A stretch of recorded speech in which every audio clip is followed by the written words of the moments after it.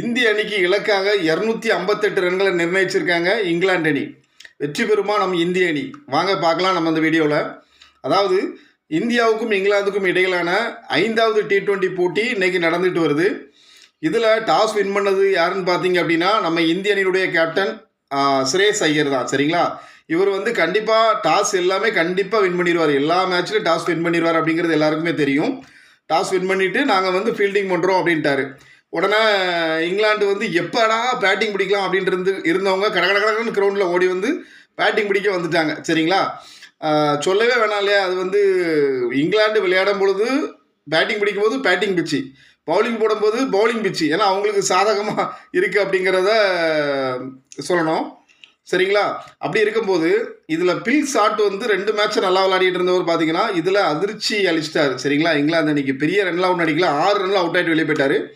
அடுத்து Jos Buttler மற்றும் captain Harry Brook. நீங்கள் பார்த்துருப்பீங்கன்னு நினைக்கிறேன். ஆட்டத்தை பார்த்தீங்கன்னா பயங்கரமான ஆட்டம்.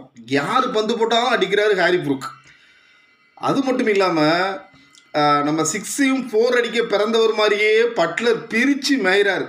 ராஜஸ்தான் அணிக்காக எப்படி விளையாடுறாருன்னு தெரியல, ஆனால் இங்கே பிரித்து மேயிறாரு. பயங்கரமான ஆட்டம்.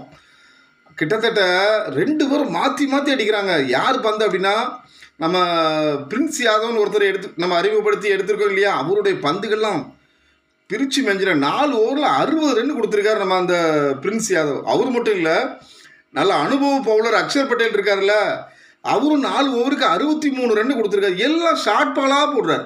அங்கே குத்தி கரெக்டாக பேட்டுக்கு வர்ற மாதிரி போடுறாரு. எல்லாருமே 6 அடிக்கலாம். சரிங்களா? அந்தளவுக்கு போடுறாங்க. வெறுப்பாயிட்டு இவங்களுடைய பந்து வச்சு. சரிங்களா? அது மட்டும் இல்லாமல் ஜாஸ் பட்லர் பார்த்தீங்கன்னா இதுதான் அவருடைய T20யில் ஹையஸ்ட் ரன். 131 ரன் அடிச்சு விட்டார் 64 பந்துகளில். நல்ல ஸ்ட்ரைக் ரேட்டு. 4 12 4 8 6 மனுஷன் பிச்சுட்டான். இவர் மட்டுமா? அடுத்து ஹாரி ப்ரூக்கு என் மக்குக்கு நான் அடிக்கிறேன் அப்படின்னு சொல்லி 95 ரன் அடிச்சு விட்டாரு 45 பாலில்.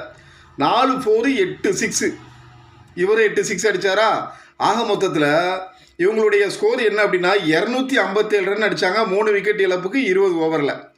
சரிங்களா? நம்ம இதில் விக்கெட் எடுத்தது யார் அப்படின்னா சிவம் தூபே 2 விக்கெட் எடுத்திருக்காரு. அடுத்து பார்த்தீங்கன்னா பிரசித் கிருஷ்ணா 1 விக்கெட் எடுத்திருக்காரு. மீது யாருமே விக்கெட் எடுக்கலை. ரன்னை தான் வாரி வழங்கியிருக்காங்க. சரிங்களா? 258 ரன்னு அப்படிங்கிற ஒரு கடின இலக்கை குறிக்கோளை வச்சு களமிறங்கின நம்ம இந்திய அணிக்கு பார்த்தீங்கன்னா சஞ்சு சாம்சன், அபிஷேக் சர்மா இறங்கினாங்க. சஞ்சு சாம்சன் அருமையான ஒரு ஆட்டத்தை வெளிப்படுத்தினார். பொறுமையாக விளையாடிட்டு இருந்தார். அபிஷேக் சர்மா அவுட் ஆகிட்டு வெளியே போயிட்டார். சரிங்களா? அவர் ஜோப்ரா ஆர்ச்சருடைய பந்து வச்சுல அவுட் ஆகிட்டு வெளியே போயிட்டார். ஆனால் சஞ்சு சாம்சன் தன்னுடைய பொறுமையான ஆட்டத்தை வெளிப்படுத்திக்கிட்டே இருந்தார். இன்னைக்கு கண்டிப்பாக இவருடைய ஆட்டம் நம்ம உலகக்கோப்பையில் விளையாடின அதே ஆட்டம் மாதிரியே இருந்துச்சு. பொறுமையான ஆட்டம், பாலை கணிச்சு விளையாடுறது. கண்டிப்பாக நீ வின் பண்ணிடுவாங்க அப்படின்னு நினச்சிக்கிட்டு இருந்தோம் இவருடைய ஆட்டத்தினால. ஆனால் மனுஷன் என்ன அப்படின்னா அவுட் ஆகிட்டார். 27 ரன் அடிச்சுட்டு அவுட் ஆகிட்டார் 14 பாலில். சரிங்களா? சரி, இவரும் இஷான் கிஷன் நல்லா விளையாடிட்டு இருந்தாங்க, அவுட் ஆகிட்டார். இஷான் கிஷன் பார்த்தீங்கன்னா 25 ரன் அடிச்சிருக்காரு 13 பந்துகளில். சரிங்களா? அவர் இருக்கார். அவரோட நம்ம இப்போ கேப்டன் ஸ்ரேயஸ் ஐயர் சோடி சேர்த்து விளையாடிட்டு இருக்காங்க. 6 ஓவர், அதாவது பவர் பிளே முடியல, 6 ஓவர் முடிவில் 65 ரன் அடித்து 2 விக்கெட்டு நம்ம இந்தியன் இழந்திருக்கு. நீங்கள் சொல்லுங்கள் ரசிகர்களே, இந்த 258 இலக்கை நம்ம இந்தியனி கண்டிப்பாக வெற்றி பெறுவாங்களா இல்லையா அப்படிங்கிறத கமெண்ட் பாக்ஸில் தெரியப்படுத்துகிற ரசிகர்களே. வணக்கம்.